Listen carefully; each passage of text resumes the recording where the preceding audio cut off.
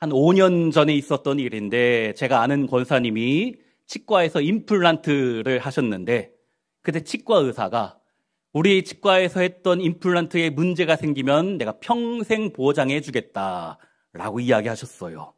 몇 달 후에 이 권사님이 치아가 안 좋아서 그 치과를 갔더니 폐업을 했다는 것이에요. 평생 보장해 준다라고 했더니 그 사이에 몇 달 사이에 폐업을 했다. 인간의 약속은 참 변하는 것이구나. 한계가 있는 것이구나. 다시 한번 생각하게 되는 것이지요. 그러나 하나님의 약속은 평생 보장되는 줄로 믿습니다. 결코 변하지 않는 하나님의 말씀, 그 약속, 우리에게 주시는 약속인 줄로 믿습니다. 특별히 오늘 본문은 다윗에게 하셨던 영원한 축복을 주겠다, 평생 영원히 주겠다라는 다윗 언약의 말씀이지요. 결론부터 이야기하면 하나님이 다윗과 맺은 이 언약은 다윗의 후손으로 오시는 예수 그리스도를 통하여서 완성이 되고 그 약속은 우리에게까지 이어지는 것이에요. 다윗의 후손 예수님을 통하여서 우리의 집을 세워주시고 결코 무너지지 않는 평생 보장을 약속해 주겠다. 이 변하지 않는 신실한 하나님의 약속, 이 축복을 다 받아 누리시는 우리 모든 성도님들 되시기를 주의 이름으로 축원합니다. 자, 사무엘하 5장에서 이번 주간에 우리가 읽었던 5장에서 다윗이 온 이스라엘의 왕이 되었습니다. 그리고 여부스 족속을 쳐서 복속시키고 블레셋과 싸워서 이기고 모압, 암몬, 에돔, 아말렉 다 쳐서 승승장구한 것이지요. 7장 1절에 보니까 여호와께서 주위의 모든 원수를 무찌르사 왕으로 궁에 평안히 살게 하신 때에 하나님이 다윗의 모든 원수를 물리쳐서 평안히 살게 되었다라는 것이에요. 그동안 다윗이 얼마나 많은 고생을 했습니까? 요즘은 고생 끝에 골병 난다라고 하는데 다윗은 고생 끝에 낙이 찾아온 것이죠. 하나님 주시는 평안이, 평강이 찾아오게 된 것입니다. 우리 사랑하는 성도님들도 이렇게 주님 주시는 평안이 가득 넘치시기를 간절히 소망합니다. 자, 그러자 다윗이 무엇을 했는가? 주님 주시는 은혜로 말미암아 마음이 평안해지고 물질의 부유함을 얻게 되고 건강도 하자. 보통 죄 짓는 일을 하는 것이 대부분의 인간의 본능입니다. 평안해지면 죄 짓기 쉽다는 것이지요.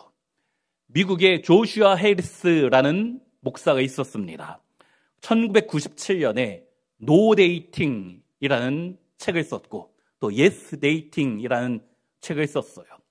전 세계적인 베스트셀러가 되었습니다. 우리나라에도 이분의 책이 여러 권 번역이 되었지요. 그 책에서 혼전순결을 강조하고 또 동성애는 죄다. 그리스도인의 성적인 정체성에 대해서 이야기해 주는 것이에요. 수많은 젊은이에게 영향력을 끼쳤고 미국의 기독교를 앞으로 이끌 지도자다라고 칭송받게 되었습니다. 그때 그의 나이가 24살 정도, 20대 초중반이었지요. 그리고 30세에 대형교회에 청빙받아서 담임 목회를 하게 되었습니다. 점점 인기가 치솟는 거예요. 그러다가 한 15년 후에 자기가 쓴 책의 내용을 부정하고 나는 더 이상 그리스도인이 아니다. 목사직을 내려놓는 것뿐 아니라 나는 더 이상 예수 믿지 않겠다라고 했던 것이지요. 그의 풍요와 성공과 인기는 독이 되었습니다. 그 사람만 그런 게 아니잖아요. 오늘날 많은 스타 목사가 성공에 취해서 지나친 성공으로 변질되는 것을 많이 보게 됩니다. 우리 성도님들 저를 위해서 기도하고 계시지요? 몇 분은 하시고 몇 분은 안 하시고 회개하셔야 감사합니다. 자, 그렇게 되지도 않겠지만은 제가 잘 나가고 유명하게 돼달라라고 기도하시면 안 됩니다. 저도 얼마든지 변질될 수 있는 죄인이기 때문이지요. 하지만 오늘 본문의 다윗은 어떻습니까? 승승장구했어요. 나가면 승리하였습니다. 하지만 그것이 다윗에게 독이 되지 않고 내가 이렇게 된 것은 오직 주님의 은혜이구나 감사하였던 것이지요. 천한 목동이었고 아무것도 가진 것이 없었는데 내가 이렇게 왕이 된 것은 주님의 은혜가 아니고서는 도저히 설명이 되지 않는다 깨달은 것입니다. 그래서 하나님이 다윗을 좋아하셨던 것 같아요. 그렇기 때문에 하나님이 다윗을 좋아하신 것 같습니다. 물론 다윗도 죄를 짓지요. 밧세바 사건이라는 이런 파렴치한 죄를 범죄하였잖아요. 하지만 죄 지은 이후에 어떻게 대처하는가, 주님 앞에서 어떤 모습을 보이는가, 그것이 더 중요한 것이지요. 항상 하나님의 은혜를 감사하며 생각하며 살았던 다윗입니다. 그가 어느 날 나단 선지자를 불러서 이야기합니다. 2절에 볼지어다 나는 백향목궁에 살거늘 하나님의 궤는 휘장 가운데에 있도다. 나는 주님의 은혜 받아서 축복을 받아서 이렇게 화려한 궁궐에 살고 있는데 하나님의 언약궤는 여전히 천막에 성막에 있다. 성막이라고 하지만은 텐트에 불과하잖아요. 나는 주님의 은혜 받아서 너무 잘 먹고 잘 살고 있는데 하나님은 여전히 성막 안에만 계신다 라고 여기까지 다윗이 이야기했더니 나단이 왕이 무슨 의도를 의미하는지 알아들었습니다. 우리 주위에도 이런 사람이 있으면 얼마나 좋을까. 제가 제 아내한테 가끔 이야기합니다. 어떤 말을 하든지 주어와 동사를 좀 이야기하라고. 뭔 이야기하는지 모르겠다라는 거예요. 지금 누구 이야기하는 건지 무슨 상황인지 헷갈리는 것이지요. 나단은 다윗이 하나를 말하면 열을 아는 거예요. 이 왕이 하나님을 위하여 성전을 짓고 싶구나 알아챘습니다.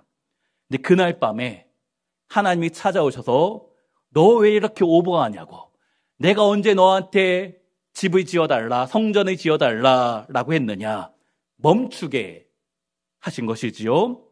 그러면서 하시는 말씀이 6절에 내가 이스라엘 자손을 애굽에서 인도하여 낸던 날부터 오늘까지 집에 살지 아니하고 장막과 성막 안에서 다녔나니 하나님은 어느 고정된 장소에만 머무는 분이 아니시다 라는 것이지요. 모든 곳에 계시는 분이시다 라는 말씀입니다. 주님은 우리가 이렇게 교회 안에서 예배할 때도 계시지만 교회 안에만 갇혀 계신 분이 결코 아니십니다.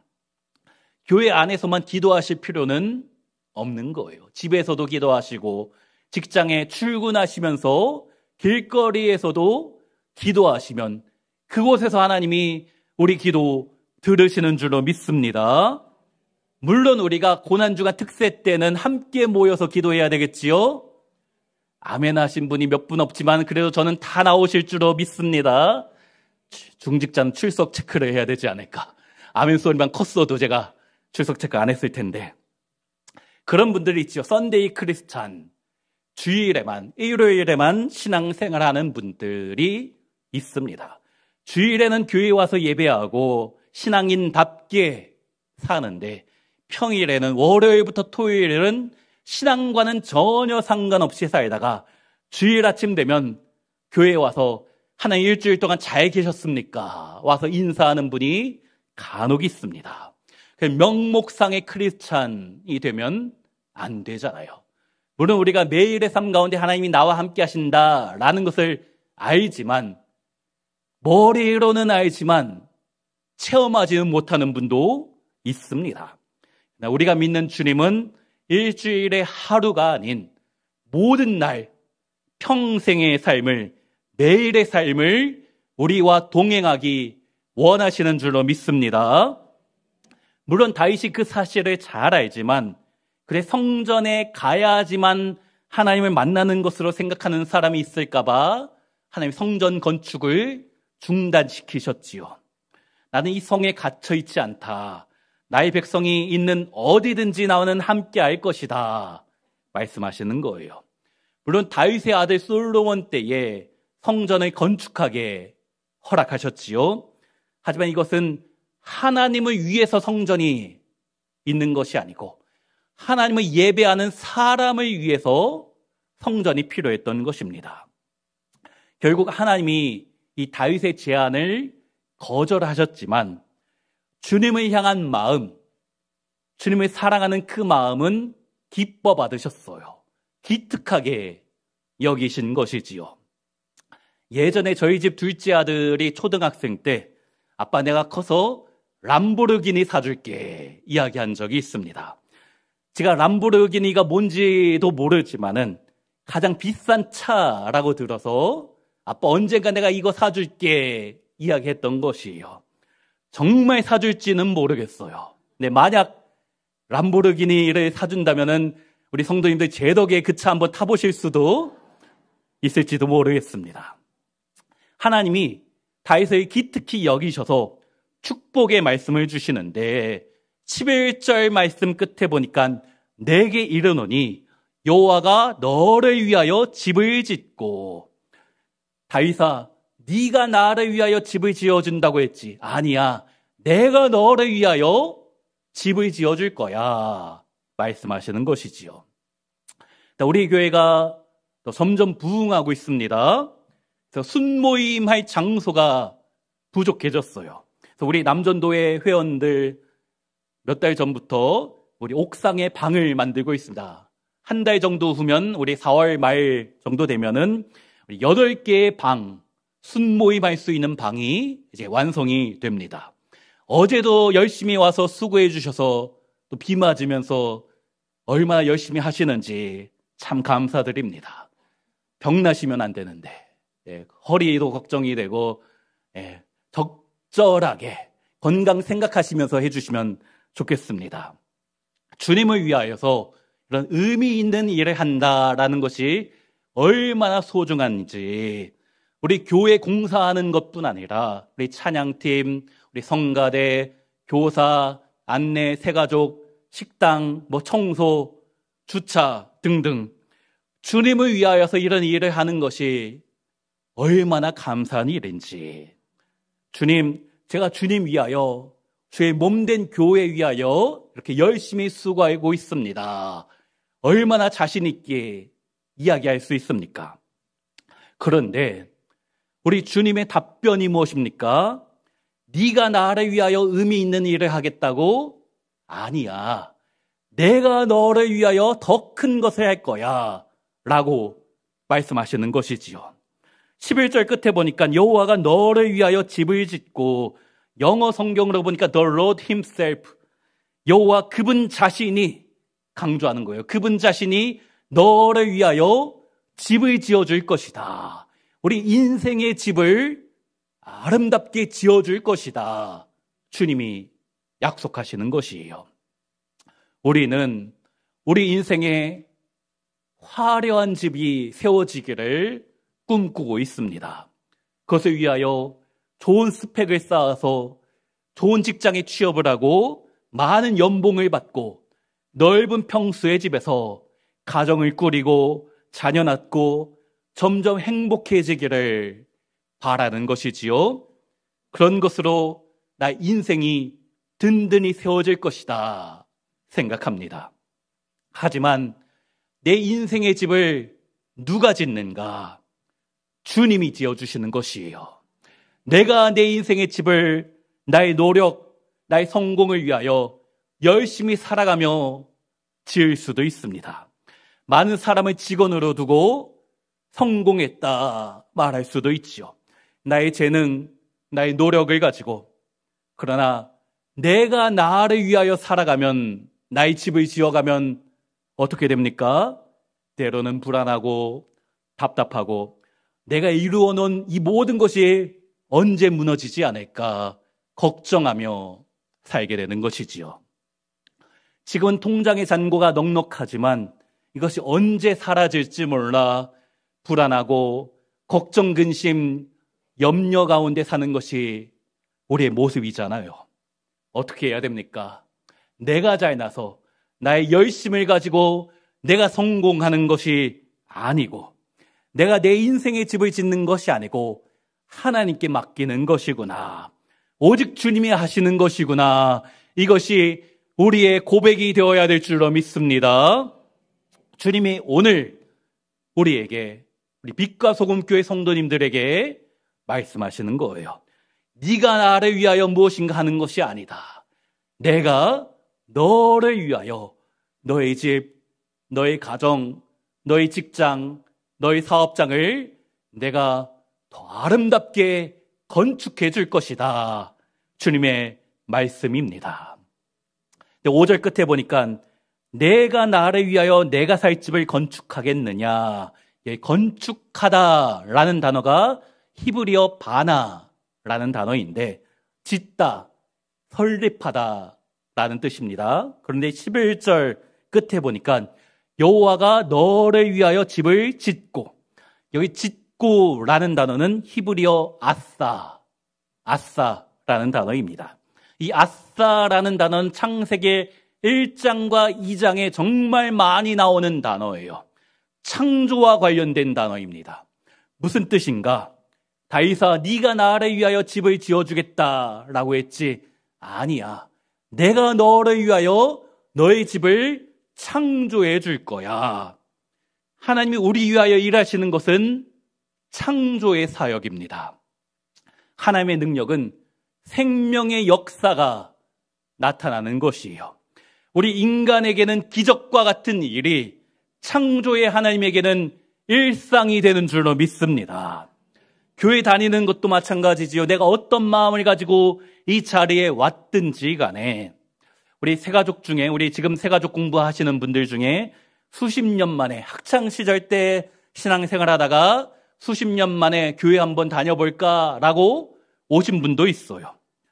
어떤 마음으로 왔든지 간에, 인간적인 마음, 내 생각으로 왔든지 간에 하나님의 사역은 옛사람이 변하여 새 사람으로 바뀌는 것입니다. 절망 가운데 있었다 할지라도 주님이 함께 하시면 소망이 되는 것입니다. 흑암과 어둠뿐인 우리 인생이다 할지라도 지금 나의 상황이, 지금 당장의 내 현실이 깜깜하다 할지라도 우리 주님께서 창조 때에 하셨던 말씀처럼 빛이 있으라 말씀하시면 우리 인생 가운데 광명한 빛이 비추게 될 줄로 믿습니다. 그 일을 언제 하십니까? 언젠가 하시는 것이 아니고 우리 시대에 내가 그 창조와 같은 역사를, 창조와 같은 기적을 보게 될 줄로 믿습니다.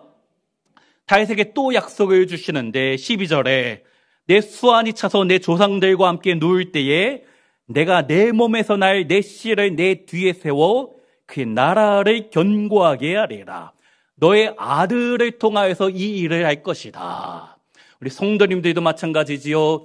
내가 먼저 하나님의 창조적인 기적과 같은 복을 누리게 되겠지만 우리 자녀들이 더 큰 축복을 누리기를 간절히 소원합니다. 자, 그러면서 14절에 무엇이라고 하는가? 우리 14절 함께 읽습니다.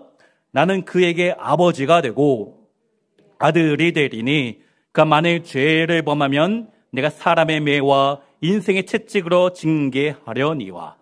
이 말씀은 정말 중요한 말씀이에요.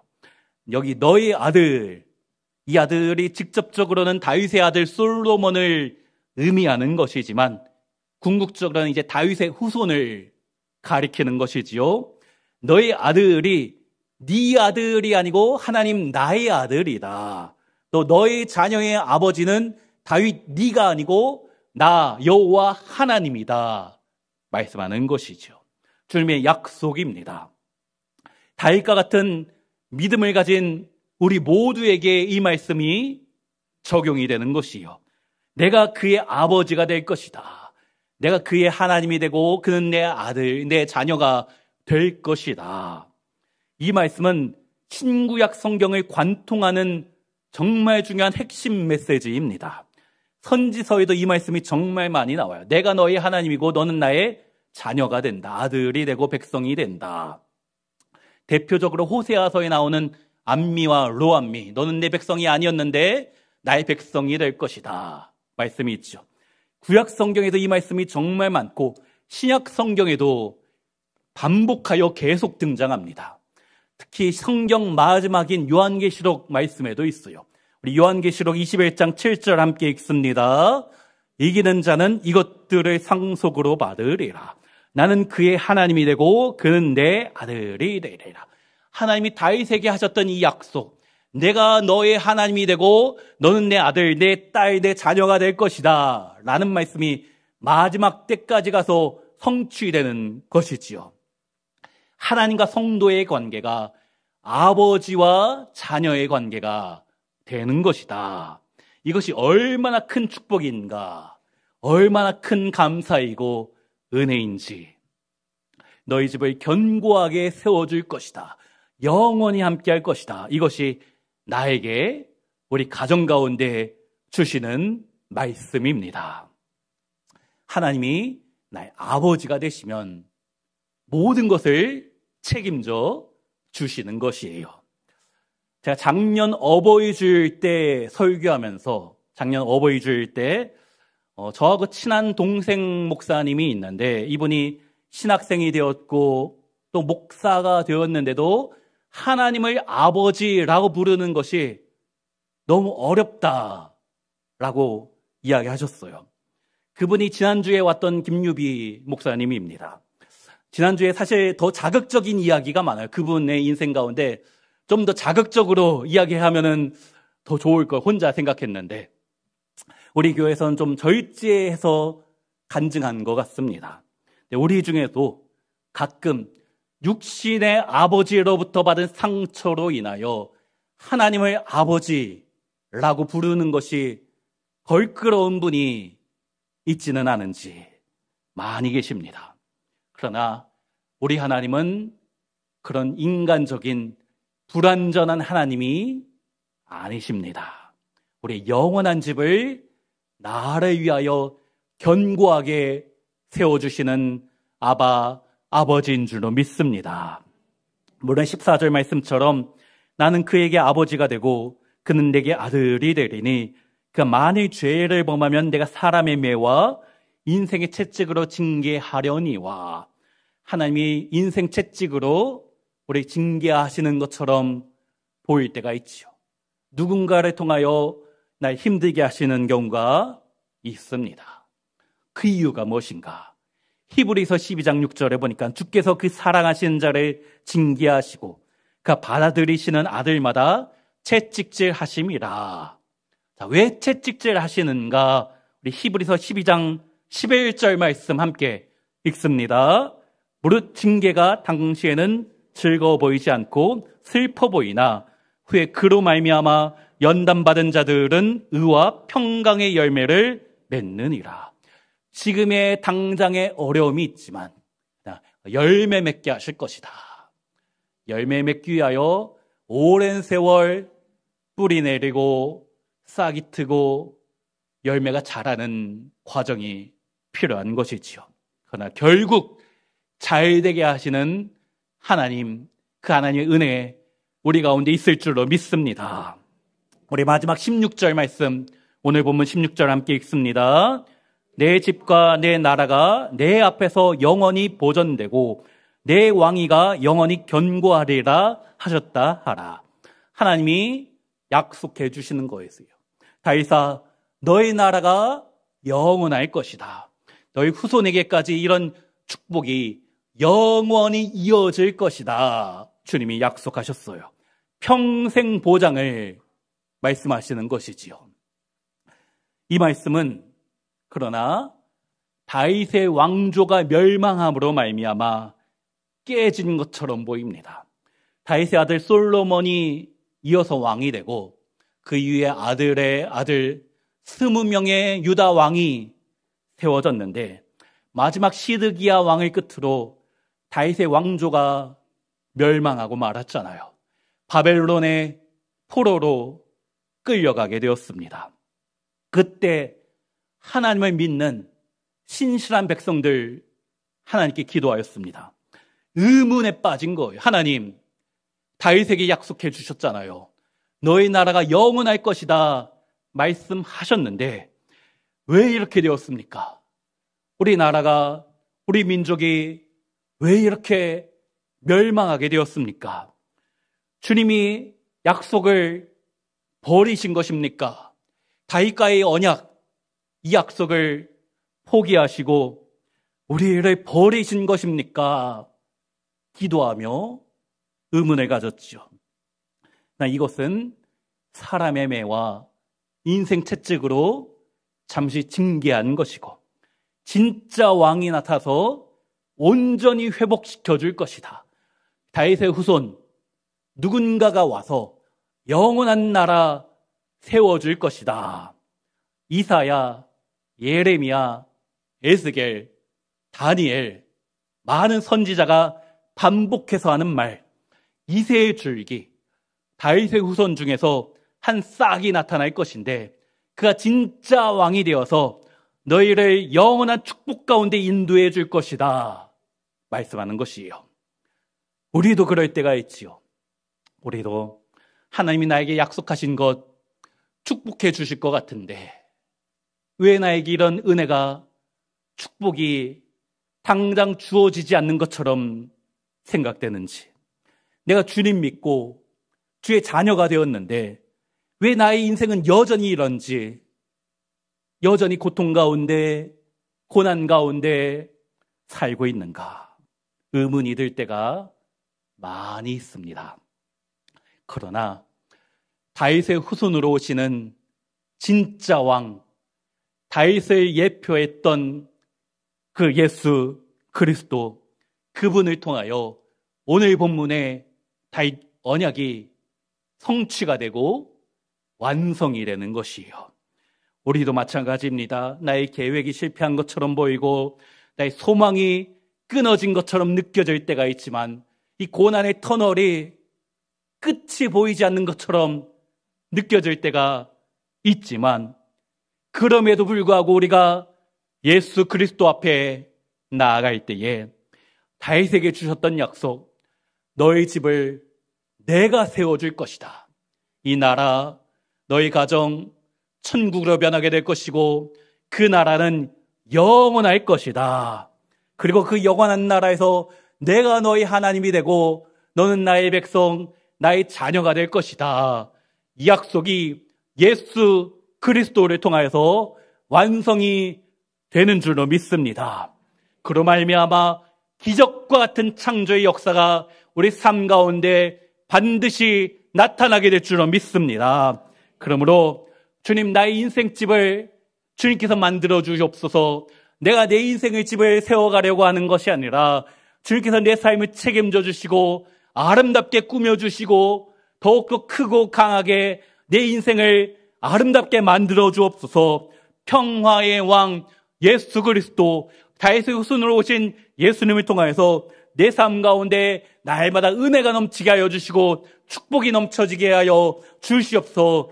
고백하며 살아가시는 우리 모든 성도님들 되시기를 주의 이름으로 축원합니다. 그 약속, 다윗의 언약, 때로는 깨지는 것처럼 보이지만 지금 당장은 왜 이 약속이 나에게 주어지지 않는 것처럼 보이는가 의문이 들 때가 있지만 예수님을 통하여서 반드시 이루어질 것을 확신함으로 날마다 주님의 은혜 가운데 나아가시는 우리 모든 성도님들 되시기를 주의 이름으로 축원합니다.